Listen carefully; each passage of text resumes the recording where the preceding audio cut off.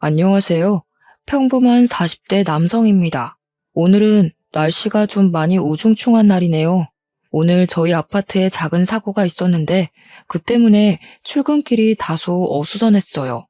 아파트 입구 앞에 구급차랑 경찰차가 세워져 있었고 사람들이 구경하고 있는 것만 슬쩍 본 뒤 빠져나와서 잘 몰라요. 그런데 출근길 내내 한동안 아침 상황이 머릿속을 맴돌더라고요. 제 아내도 한때 소방관이었는데 문득 과거 생각이 나서 잠깐 제 삶을 돌아보게 되었어요. 아내는 제 인생의 가장 큰 선물이라고 해도 과언이 아닌 사람이거든요. 문득 아내를 만난 처음과 그 과정이 그려지면서 퇴근까지도 추억 회상에 많이 잠긴 채로 보냈습니다. 싱숭생숭한 기분으로 집에 와서 TV를 보는데 사연 프로그램이었어요. 문득 제 이야기도 한번 꺼내보고 싶더라고요. 요즘은 휴대폰이 잘 되어 있으니 이리저리 검색을 해봤죠. 역시나 개인 사연 봐주는 곳들이 많더라고요. 그래서 한번 써보려고요. 제 이야기가 너무 묵직해서 마음이 무거울 수도 있겠지만 제 인생 한번 들어봐 주시면 감사하겠습니다.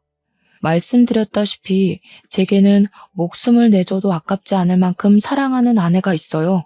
아내랑 처음 만난 그 사소했던 순간을 저는 아직도 생생하게 생각하고 있고 제 인생에서 아내 말고 다른 짝은 눈 감을 때까지 평생 없을 거라 믿고 있죠. 저는 친구를 통해서 아내를 만났습니다. 아내는 친구가 일하는 직장의 후배였는데 친구랑 친하다길래 저랑 같이 술 먹는 자리에 아내를 초대했었어요. 당시 인생을 많이 살았다는 생각은 안 했지만 그래도 돌아가는 사회를 모를 만큼 나이를 덜 먹지는 않았다고 봤는데 진짜 인연을 만나면 첫눈에 반할 수도 있다는 걸 깨달았어요. 그날 친구와 아내랑 술자리를 가지면서 아내의 시원시원한 성격을 보고는 첫눈에 넘어가 버렸습니다. 지금 생각해도 정말 소설 같은 경험이었죠. 저는 그렇게 여성분께 먼저 다가갈 만큼 용기가 있는 남자는 아니었는데 그날은 아내에게 먼저 연락처를 물었습니다. 놀랍게도 아내 또한 저를 관심 있게 봐줬다고 하더라고요. 그 수락이 제게 얼마나 짜릿함을 주었는지 글로는 설명 못하겠네요. 그렇게 좋아하는 사람과 연인이 되는 기적을 맛본 저는 아내에게 정말 잘하고 싶었습니다. 그런데 오히려 제가 아내의 매력에 더 눈이 멀게 되었어요. 아내는 집안 형편이 넉넉한 편이 아니었는데도 늘 어딘가에 기부를 하는 사람이었고 불의가 눈에 보이면 바로 경찰에 신고를 했으며 특히 위험할 수 있는 사고 현장에도 겁을 먹거나 주춤거리지 않는 여장부 타입이었습니다. 뭐든 어려운 곳이라면 사명감을 갖고 가장 먼저 뛰어들어 상황 해결에 도움을 주는 사람이었어요. 볼 때마다 그렇게 여린 사람이 어떻게 남자도 힘들어하는 일들을 겁없이 달려들 수 있는 걸까? 놀란 적이 한두 번이 아닌데요. 사실 그런 훌륭한 일을 하는 제 아내는 직업이 소방관이에요. 아마 그 모든 용기가 소방관이니까 가능한 일이 아니냐, 그렇게 생각할 수도 있겠죠. 저는 그런 걸 따지고자 말씀을 드린 건 아닙니다. 제겐 없는 용기와 정의감이 아내에게 그득한 걸 보니 좋아하는 마음을 넘어 그 사람을 닮고 싶은 존경심까지 들었다는 걸 말씀드리고 싶었어요. 제게 아내는 그저 유일한 하늘 같은 존재였습니다. 저희는 연애를 좀 길게 했어요. 사실 제가 사귄 지 6개월 만에 아내한테 결혼하고 싶다고 솔직하게 고백했었는데요. 아내도 제 마음을 흔쾌히 받아주었거든요. 그래서 뛸 듯이 기뻤으나 청혼 이후로 결혼 진행 상황은 거의 1년 가까이 미루어졌습니다. 결혼을 속전속결로 진행하지 못했던 건 바로 우리 집 때문이었어요. 저희 집은 제가 외동이고 부모님이 같이 학원 사업을 하고 계셔서 좀 유복하게 사는 집안입니다. 그냥 친척 대대로 살림 넉넉한 편이라서 어렵고 부족하게 산다는 말은 우리 혈통에서 어울리지 않는 말이었어요. 반면 아내 집은 정반대였습니다. 아내 집은 아내가 가장인데다가 아내 밑으로 딸린 동생이 무려 셋이나 있었어요. 아내를 만날 때마다 집 앞까지 데려다줘서 대충 분위기는 알 수 있었는데 아내는 달동네 같은 곳에 살고 있었고 보안도 허술한 집에서 북적북적 시끄럽게도 지내더라고요. 어느 날엔 아내가 저더러 들어와서 차 한잔하고 가라 한 적이 있었어요. 그렇게 처음으로 아내 집에 발을 들였을 때는 솔직히 좀 많이 당황했습니다. 살면서 그 정도로 허름한 느낌의 집은 TV로만 봤었거든요. 늘 디퓨저 향이 나는 저희 집과 달리 아내 집은 말린 생선 냄새가 나는 독특한 집이었습니다. 흔히 사람들이 말하는 가난한 집 그 자체였어요. 하지만 저는 그것마저 아내의 매력으로 보였고 가족이든 시민이든 누군가를 위해 열심히 사는 아내가 더더욱 멋있어 보였어요. 심장이 뛸 만큼이요. 근데 저의 마음과 부모님의 마음은 많이 달랐습니다. 제가 부모님께 먼저 만나는 여자친구가 있고 결혼 생각까지 하고 있다고 얘기를 했을 때 부모님이 처음에는 관심을 가지면서 표정을 밝혔거든요. 그러다 어떤 집안이냐고 묻는 말에 제 대답이 사단을 좀 일으켰습니다. 가난도 어느 정도여야지. 젊을 때 사서 고생해야 된다는 말 같은 건 다 못 사는 사람들이나 하는 소리야. 쓸데없는 생각 말고 가볍게 만나다가 정리해라. 만나보지도 않고 함부로 얘기하지 마. 나 정연이 아니면 결혼 생각도 없어. 내가 정연이한테 확신이 있다는데 왜 그런 식으로 말해? 나 지금 엄마 아빠한테 결혼 허락받는 거 아니고 통보하는 거야. 엄마 말 틀린 거 없다. 너 나이도 생각해야지. 마냥 어린애들처럼 사랑 가지고만 사는 게 결혼인 줄 알아? 결혼은 현실이라는 말이 괜히 있겠어? 사람은 같은 수준끼리 어울려야 되는 거야. 잔말하기 귀찮으니까 빠른 시일 내에 정리해라. 부모님은 엄마나 아빠나 누구라 할 것 없이 제 아내를 만나보기도 전에 거절을 했습니다. 그 때문에 저는 미안하게도 아내한테 선뜻 결혼 인사드리자는 말을 못하고 있었어요. 청혼을 하고 나서 그 정도로 시간이 흘렀으면 제게 불만을 표할 법도 한데 아내는 그저 제가 먼저 말을 꺼낼 때까지 재촉하는 게 없었습니다. 그래서 더 미안했죠. 분명 아내도 결혼에 대해서 염려하고 있었을 텐데 말입니다. 그렇게 보류하기만 하다가 우리가 사귄 지 4년이 흘러버렸을 때 부모님이 제게 결혼 안 할 거냐고 한 번 더 얘기를 꺼냈었습니다. 그래서 저는 아직 그 여자친구 만나고 있다고 솔직하게 얘기를 했죠. 아직도 만난다고? 분명 적당히 하고 헤어지라 했잖아. 어차피 결혼도 안 할 거 뭐하러 길게 끌어? 네 나이가 벌써 30대 후반이야. 평생 혼자 살다 혼자 죽을래? 제발 엄마 아빠 나쁜 사람 만들지 마라. 내 결혼이야. 엄마 아빠 좋자고 결혼해? 엄마 아빠 마음에 드는 여자랑 결혼했다가 이혼하면 내 인생 보장해 줄 거야? 내가 정연이 아니면 안 되겠다고. 사춘기 때도 잠잠하던 놈이 왜 갑자기 늦바람이야? 우리가 너 하나 보고 투자한 세월이 얼만데. 고작 그런 비렁뱅이하고 결혼하라고 먹여 키운 줄 알아? 이번이 마지막 경고야. 헤어져. 부모님의 변함없는 반대는 결국 저의 인내를 범람하게 만들었습니다. 몇 년을 참았으면 많이 인내했다고 생각했어요. 그래서 부모님 반대에도 불구하고 저는 아내에게 솔직하게 저희 집 사정을 말했고 혼인신고하자고 말을 했어요. 미안해. 근데 우리 부모님은 상관할 거 없어. 내가 뭐 부모님 돈 받고 사는 사람도 아니고 이미 자립적인데 결혼 하나 내 뜻대로 못하겠어? 저는 불안해서 계속 설명을 덧붙이고 더하고 했지만 아내는 제 말을 가만히 들어주다가 저를 안아줄 뿐이었어요. 그래도 저를 토닥거려주는데 제 감정을 다 이해하고 있는 것 같아서 말문이 절로 닫혔어요. 그리고 아내가 조곤조곤한 목소리로 말을 해주더라고요. 혼자서 부모님이랑 씨름하느라 마음고생 많았겠다. 오빠 뜻대로 할게요. 나는 오빠 마음 힘들게 하는 사람이고 싶지 않아. 아내는 제 혼인신고를 받아주었습니다.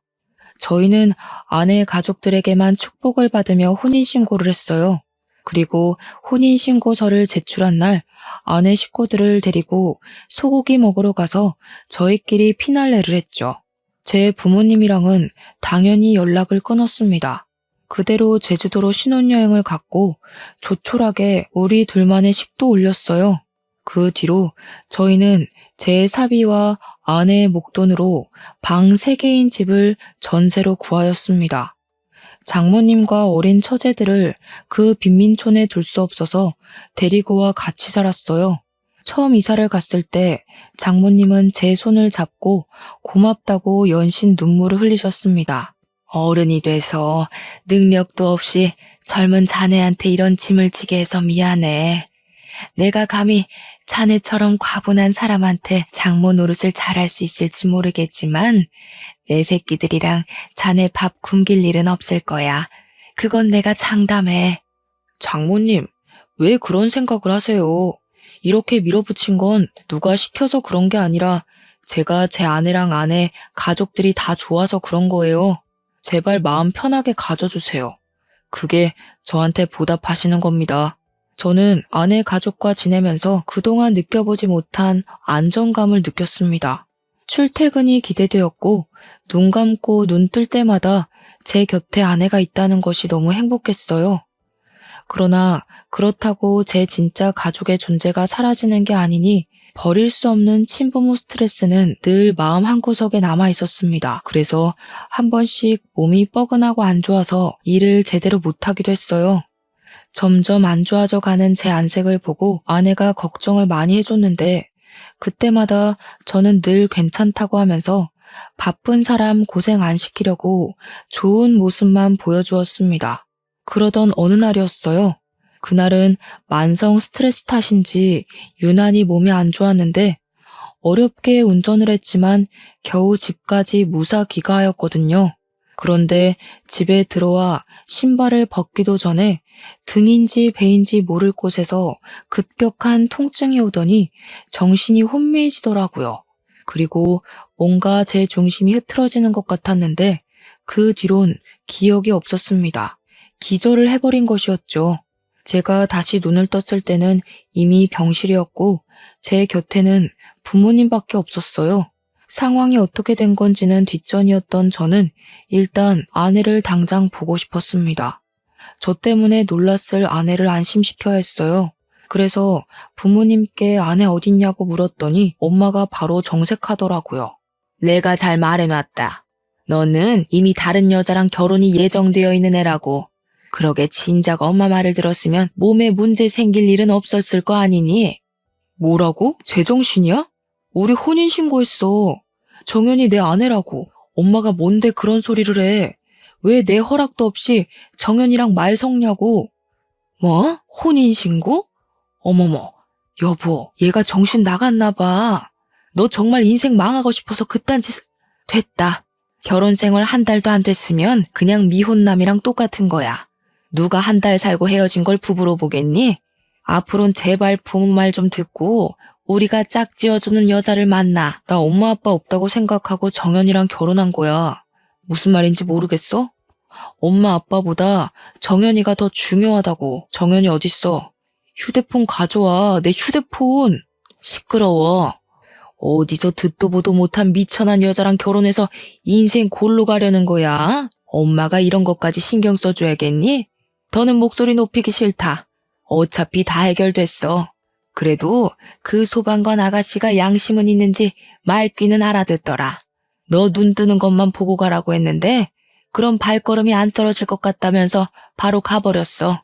이제 막 눈을 떴는지라 힘이 없었던 저는 그마저도 없는 힘을 최대한 짜내어 고함을 쳤습니다. 그 순간 눈이 돌아버려서 부모고 뭐고 뵈는 게 없었어요. 엄마 아빠가 뭔데 자꾸 내 앞길을 막아. 키워준 보상이 받고 싶은 거야? 내가 돈으로 줄 테니까 제발 내 인생에서 좀 꺼져. 건들지 말라고 좀.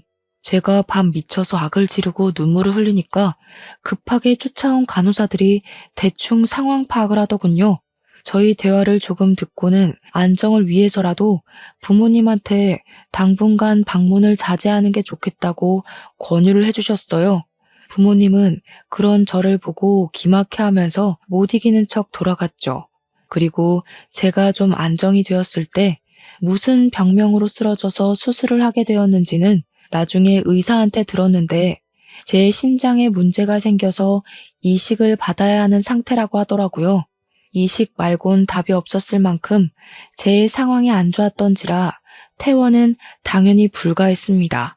이식자가 나타날 때까지 병원에 있어야 했는데 그 며칠간 고맙게도 부모님은 한 번도 병원에 나타나지 않았어요. 그러나 그것과 별개로 저는 아내가 너무 보고 싶었습니다. 하지만 아무리 전화를 해도 연락이 되질 않았고 장모님이랑 처제들도 제 전화를 안 받았어요.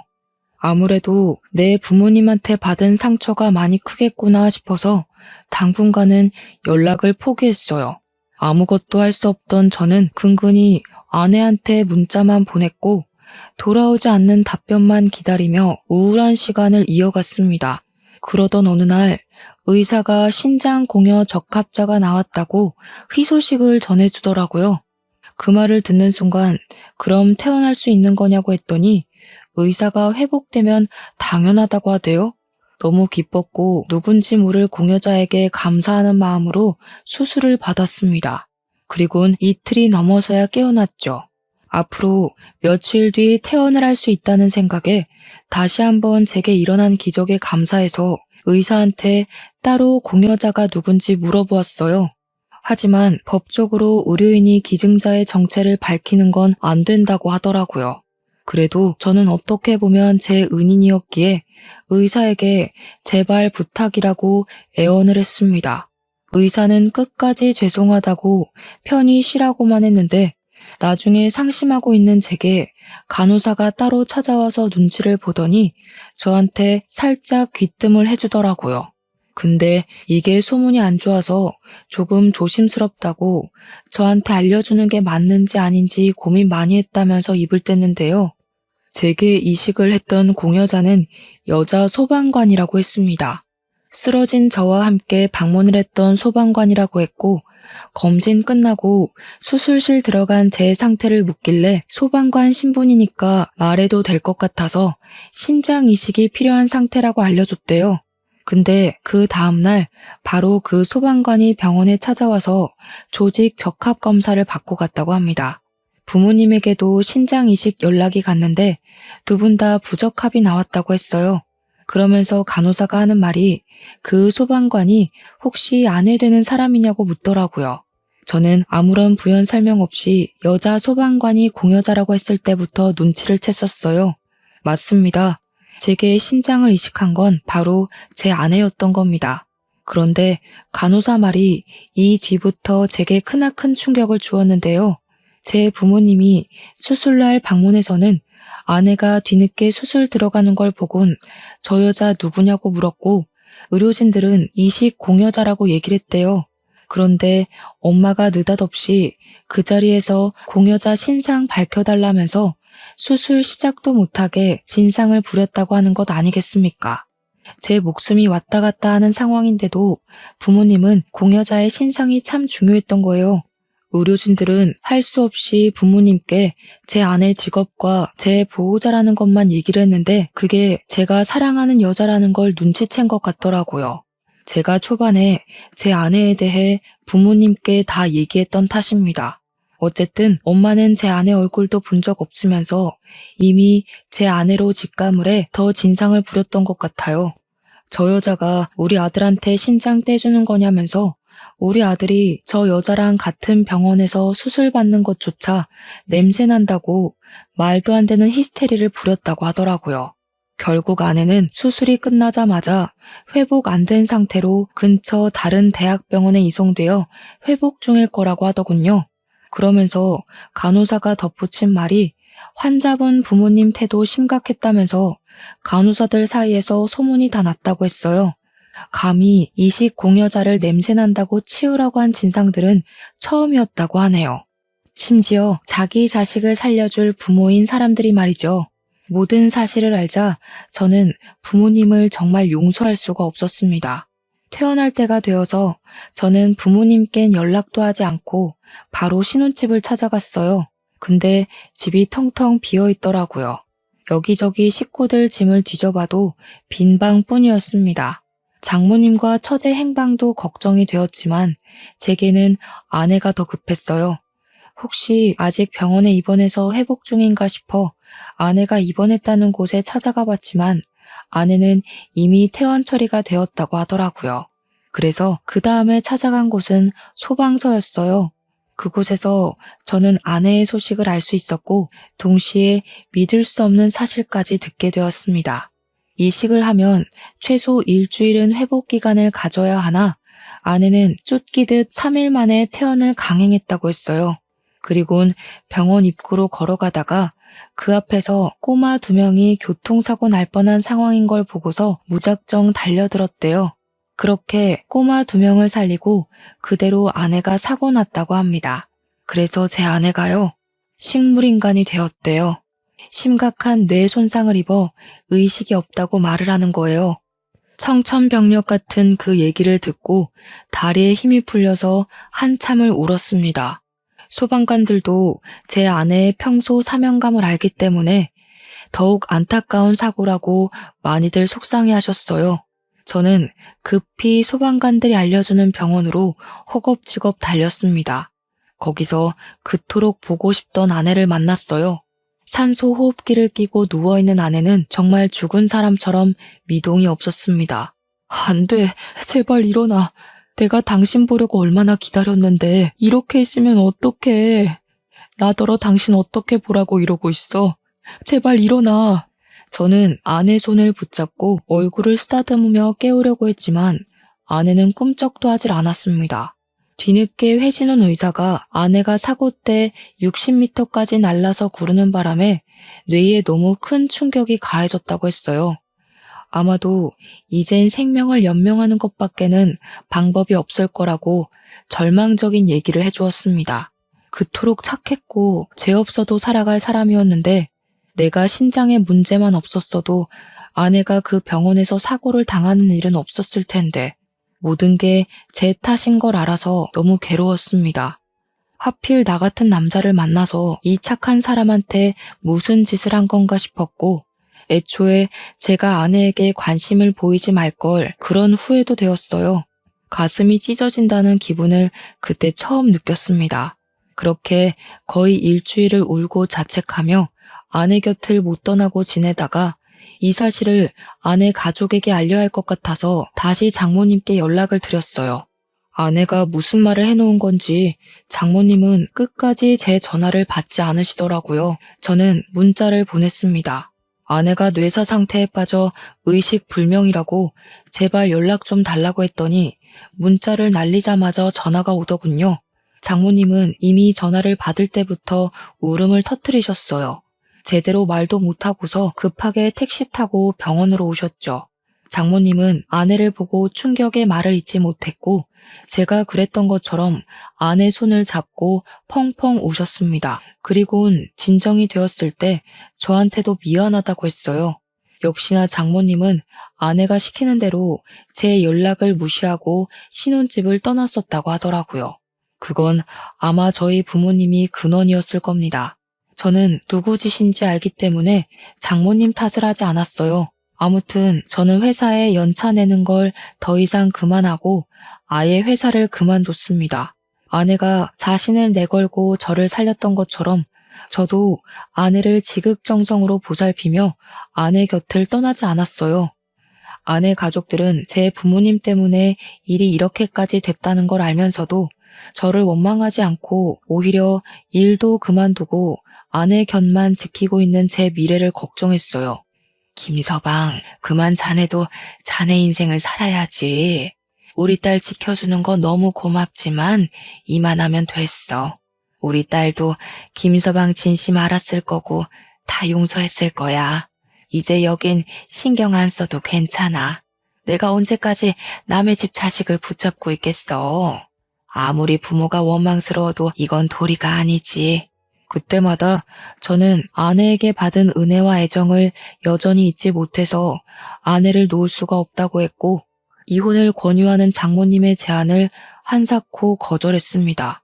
아내 없는 삶을 생각해 본 적 없으니 제발 이혼하라는 말은 하지 말아달라고 장모님께 완강하게 얘기하며 아내 곁을 고집했어요. 그렇게 1년이 지나고 2년이 지나고 무려 5년의 세월이 흐르는 동안 저는 병원비 때문에 다시 취직을 했어요. 아내가 사고 난 후부터 제 집은 아내 곁이었습니다. 저는 근무 시간 아니면 아내 옆에 꼭 붙어 있으면서 보조 침대 생활을 했어요.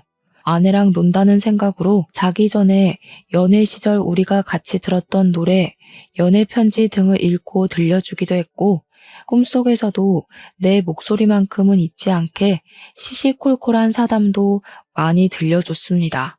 그간 부모님의 연락은 일체 받지 않았어요.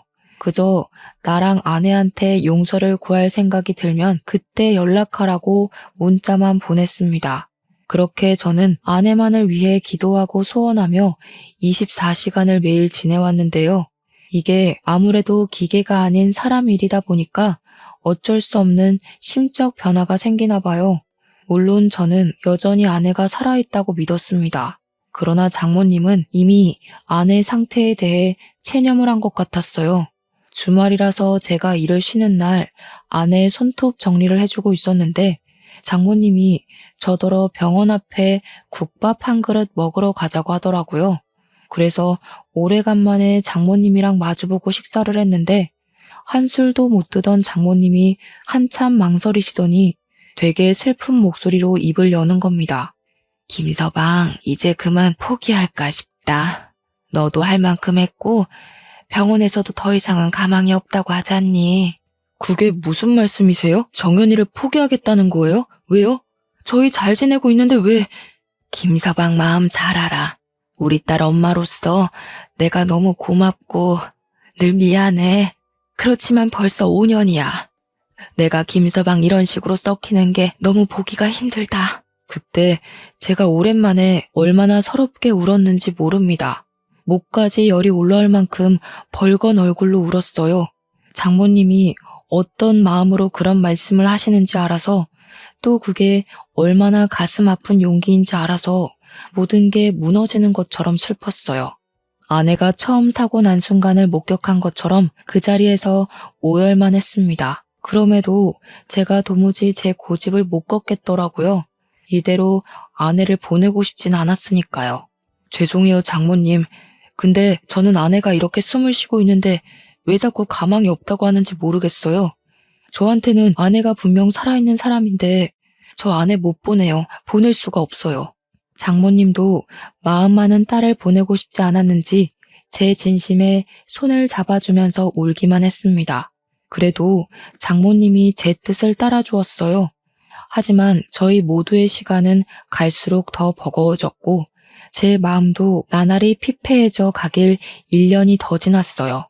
그리고 이듬해 봄, 제게 놀라운 일이 일어났습니다. 바로 제 아내가 기적적으로 의식을 되찾은 것이었어요. 여느 날처럼 제가 아내 손이랑 얼굴을 닦아준다고 손수건을 빨아왔는데 그 순간 아내의 속눈썹이 움직이는 걸 보았습니다. 머리부터 발끝까지 소름이 끼쳤던 저는 놀라서 바로 울음을 터뜨렸고 급히 의사를 호출했어요.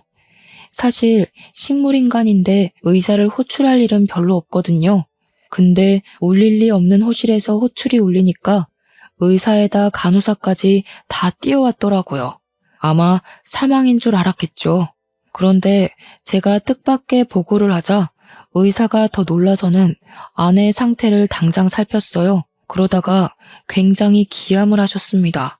의사는 말을 더듬었을 정도로 제 아내의 상태를 놀랍게 듣는 진단을 내렸어요. 제 아내가 기적처럼 의식을 회복했다는 것입니다. 그리고 그날 저녁 아내가 완전히 눈을 떴는데 안타깝게도 후유증이 있었어요. 아내가 저 말고는 아무도 기억을 하지 못하더라고요. 장모님이랑 자기 동생들까지도 말이죠. 하지만 저는 그런 건 뒷전이라고 생각했고 그저 아내가 깨어난 걸로도 감사해서 한참이나 아내를 어루만지며 눈을 맞추었습니다.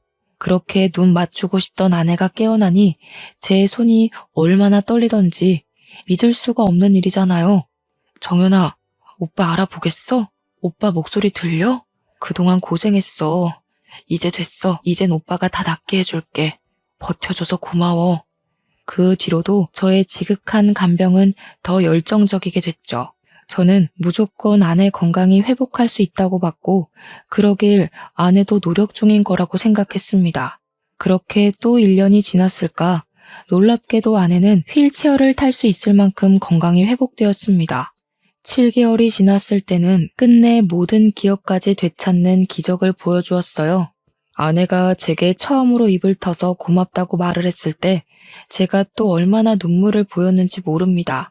이 사실은 병원 임직원들한테 모두 소문이 났고 우리는 병원에서 거의 스타급의 관심을 받았어요.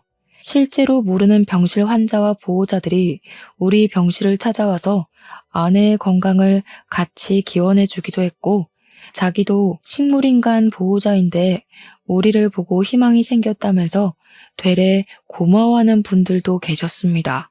우리가 태어난 날에는 병원에서 꽃다발과 백화점 상품권도 선물 받았어요. 그리고 아내가 일했던 소방서에서도 아내에게 표창장을 수여했으며 저희가 전세에 대가족이 살고 있다는 소식을 알고는 소방청장과 병원장이 손발 맞춰 살기 좋은 아파트를 선물해 주기도 했어요. 본의 아니게 많은 사람들에게 기적과 희망을 선물한 우리는 사실 좀 얼떨떨하긴 했습니다. 지옥 같은 시간이 끝나자 마치 고생 많았다고, 대단하다고 하늘에서 선물 폭탄을 내려주시는 것 같았거든요. 많은 이들의 축복을 받은 저희는 건강해져서 같이 이사 준비를 했어요. 본래 집보다 3배는 더 큰 아파트로 입주를 하게 되었죠. 처제들은 집 좋다고 난리가 났고 장모님은 이 모든 게 다 제 덕분이라면서 부모로서 남의 집 자식보다 나약한 마음이었다고 아내를 포기하려 했던 스스로를 자책하셨습니다. 저는 민망한 마음에 그저 제가 아내를 향한 아집이 강했을 뿐이라고 겸손만 보였네요. 그리고 제가 아내에게 퇴원하면 꼭 하고 싶었던 말이 있다며 아내를 따로 방에 불렀습니다. 그 자리에서 작은 반지를 손에 끼워주고서 제대로 된 프로포즈를 했어요. 여보가 긴 세월 병상에 누워있을 때 허겁지겁 혼인신고하고 제주도에서 간단히 결혼식을 올린 게 너무 미안했었어. 나 때문에, 아니, 내 부모님 때문에 인생에서 단 한 번뿐인 결혼식 대충 끝낸 것 같아서 속상했거든. 우리 정식으로 다시 시작해보자. 나 진짜 괜찮았는데 그런 형식적인 거 꼭 안 해도 상관없었어. 솔직히 이미 그 긴 세월 동안 계속 오빠한테 프로포즈 받은 거나 다름없다고 생각해. 그러니까 미안해하지 마. 아내가 제 손을 잡아주는데 그 감촉을 얼마나 기다렸는지 몰라요. 아내가 깨어나고 수도 없이 현실을 자각하기 위해서 손을 잡아달라 그렇게 졸랐는데 아직까지도 아내와 접촉을 할 때마다 사랑하는 사람이 살아있어서 감사함을 느껴요. 너 마음 잘 알지. 근데 내 마음은 이래. 네가 일어나면 제대로 된 결혼식을 올려주고 싶었거든. 우리 신혼여행도 멋진데 못 갔잖아. 서로 아파서 신혼조차도 못 즐겼고. 이제 우리 시간 많으니까 호텔 가서 결혼식도 제대로 올리고 몰디브 가서 남들처럼 멋진 신혼여행도 즐기다가 오자. 아내는 제 말에 끝내 눈꼬리에 달고 있던 눈물을 흘렸습니다. 너무 행복하다고 해줬고 제 아내인 것만으로도 세상을 다 가진 것 같다고 해줬어요. 그날 이후 저희는 순조롭게 결혼식을 준비했어요. 남들 다 하던 흔한 결혼식이 뭐 이렇게 어려웠는지 저희는 너무 빙빙 둘러서 왔네요. 저는 그때까지도 부모님께 사과를 못 받았기 때문에 부모님을 혼주석에 부르지 않았어요. 그저 아내의 친인척과 제 옛날 회사 동료랑 소방관 동료까지 그리고 병원에서 저희를 축복해 주셨던 임직원들까지 전부 초대해서 성대한 결혼식을 올렸습니다. 혹시 아내 건강에 무리가 갈까봐 최대한 빨리 진행했고 패백이나 어른들께 개별 인사는 올리지 못했어요. 그건 좀 아쉬운 일이긴 했지만 제겐 아내가 먼저였으니 과감하게 생략했습니다. 그 순간 새로 태어난 기분이었어요. 원래 예쁜 아내도 그날따라 완전 공주 그 자체의 모습이었습니다. 먼 길을 돌아서 왔지만 저와 아내는 드디어 당당한 부부의 모습을 갖추었어요. 그리고 저는 여전히 부모님과 연을 끊고 살고 있었습니다. 예전만큼 부모님이 그립지도 않더라고요. 아들 목숨이 왔다 갔다 하는데 이식 공여자 신상을 따지며 진상짓했던 것도 용서가 안 되고 저를 살려준 제 아내를 감히 천대했다는 것도 용서가 안 되었으니까요. 부모라고 무조건 안고 살아야 되는 거 아니잖아요. 제가 가족이 없는 것도 아니고 저한테는 아내도 있고 아내만큼 좋은 식구들이 제 곁을 따뜻하게 대어주고 있으니 아쉬울 게 없었습니다. 그런데 어느 날이었어요. 모르는 휴대폰으로 전화가 왔는데 아빠더라고요. 엄마 장례식에 참석하라는 전화였습니다. 솔직히 살짝 당황했어요. 자세한 사정을 듣고 보니 도로 위에 급발진한 차가 엄마 쪽으로 날아온 탓에 엄마가 하루 만에 생을 마감했다고 하는 거 아니겠습니까? 근처에서 도와준 시민들이 많았으나 회복이 불가능한 정도로 피를 흘리다가 구급차로 이송되던 중에 사망했다고 들었어요. 그런데 말이죠. 저도 참 독한 편인가 봅니다. 엄마가 돌아가셨다는데도 보기가 싫더라고요. 감히 제 사랑하는 아내를 냄새난다고 치우라고 해서 우리 아내가 정말 죽다가 살아났잖아요. 그때의 상처가 불과 얼마 안 되었단 말이죠. 10년이 지나도 생생할 그 기억을 근 두세 달 만에 어찌 무뎌지겠습니까? 저는 결국 아빠한테 가지 않겠다고 통보했어요. 그랬더니 예상대로 아빠가 엄청 화를 내더군요. 널 낳고 키워준 부모한테 이딴 식으로 나오고도 네가 잘 살 수 있을 거라 생각하냐? 네가 네 아내를 소중하다고 생각하는 것만큼 나도 내 아내가 인생의 전부였다 이 말이야. 우리 아내가 너 낳느라 얼마나 힘들었는지 아니? 하나만 알고 둘은 모르는 멍청한 놈 같으니라고. 네가 연락 끊었을 때 네 엄마가 매일같이 절에 가서 기도 올렸다. 제발 아들이 정신 차리고 집에 와달라고. 그런데 뭐 장례식도 안 와? 그래서 저 낳을 때 힘들었다고 복수라도 하셨던 거예요. 그렇게 힘들게 낳은 아들 눈에서 피눈물 나게 해놓고 이제 와서 다시 부모 대접받겠다고요? 너무 이기적인 거 아니에요? 저는 한 번도 제 선택이 잘못됐다고 생각한 적 없어요. 앞으로도 후회 안 할 거니까 아빠도 그만 저에 대한 마음 정리하세요. 그때 옆에 아내가 수화기 너머의 아빠 성화를 들었는지 저한테 부모 장례식은 가야 되는 거라며 설득하더라고요. 그러면서 자신도 같이 가고 싶지만 우리 아빠가 자기를 싫어하니 저만 갔다 오라는데 순간 많은 생각이 들었습니다. 사실 엄마 돌아가셨다고 해서 움찔하긴 했거든요. 아빠 전화를 그렇게 끊고도 마음이 안 편했단 말이죠. 그런데 상황에서 아내가 설득을 하니 끝내 흔들릴 수밖에 없더라고요. 하지만 아내 말대로 혼자 갈 생각은 없었습니다. 어디 그 사람들 좋은 짓만 해줄 수가 있나요? 저는 당당하게 아내 손 꼭 잡고 장례식을 함께 가는 걸로 마음을 바꿨어요. 5년 만에 만난 아빠는 참 많이 늙어 있더라고요. 저는 솔직히 들어가자마자 아빠한테 뺨이라도 맞을 줄 알았습니다. 충분히 각오도 했고 만약 그렇게 나온다면 저 또한 어떻게 대응할지 시뮬레이션도 머릿속으로 그리고 갔어요. 그런데 의외로 아빠가 저를 보곤 눈물을 펑펑 쏟으면서 잘 왔다고 안아주더라고요. 고맙다. 이 아비가 너한테 계속 못난 모습만 보였구나. 하나밖에 없는 자식이라 더 욕심을 부렸던 것 같네. 네 엄마도 아들 왔다고 좋아하겠어. 그날 아빠의 눈물을 처음 보았습니다. 마음이 많이 흔들렸어요. 아빠는 저를 한참 안아주다가 처음 마주하는 제 아내를 보고도 손을 건넸습니다.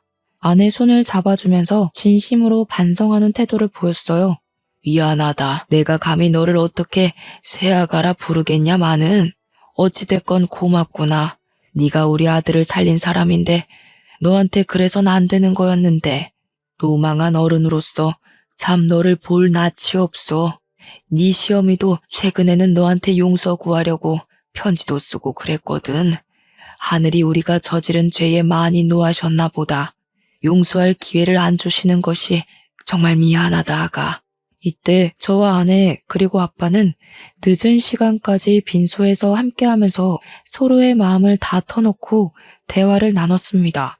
그렇게 아빠와 저희의 관계는 개선되었어요.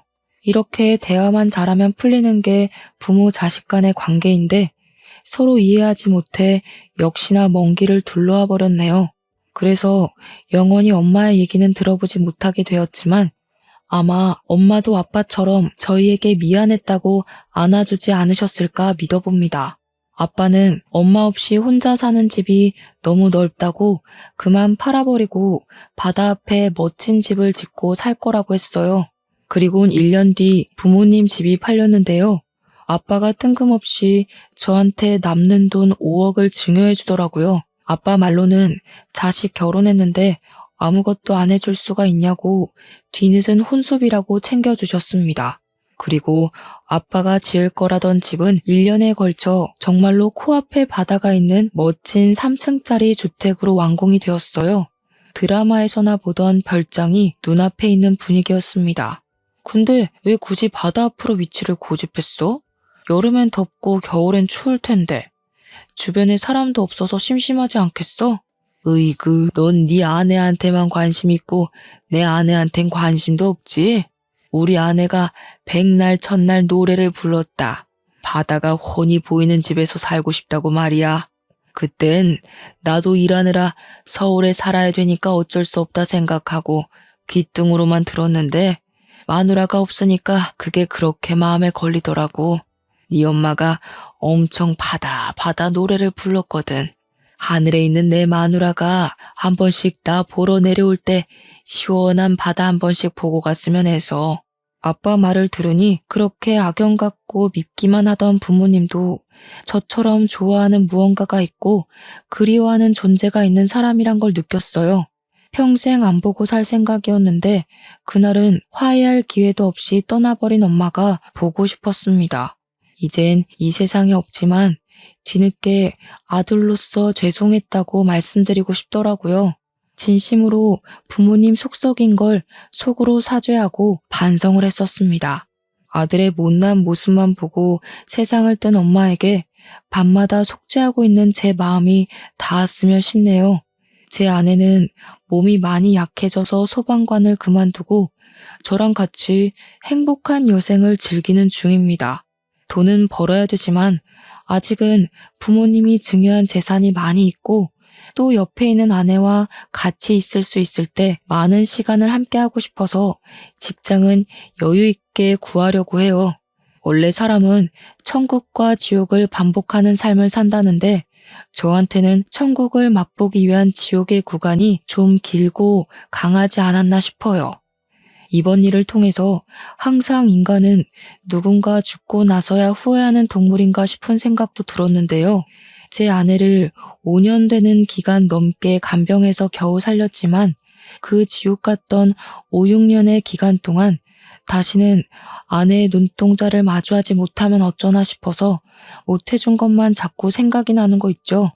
있을 때 잘하라는 말도 제가 얼마나 뼈아프게 느꼈는지 모릅니다. 저는 지금 그 기회가 다시 와서 아내에게 최선을 다하고 있지만 또 한편으로는 엄마한텐 그 기회를 얻지 못해 후회도 하고 있어요. 내 의지로 안 보고 사는 것과 더는 기회가 없어서 못 보고 사는 건 완전 천지 차이인 거잖아요. 그러니까 우리 모두 곁에 있는 소중한 사람들과 부모님한테 뒤늦은 후회는 없도록 최선을 다하는 삶을 살다가 가도록 해요. 지금까지 저의 기적과 행운에 대한 사연이었습니다. 들어주셔서 고맙습니다.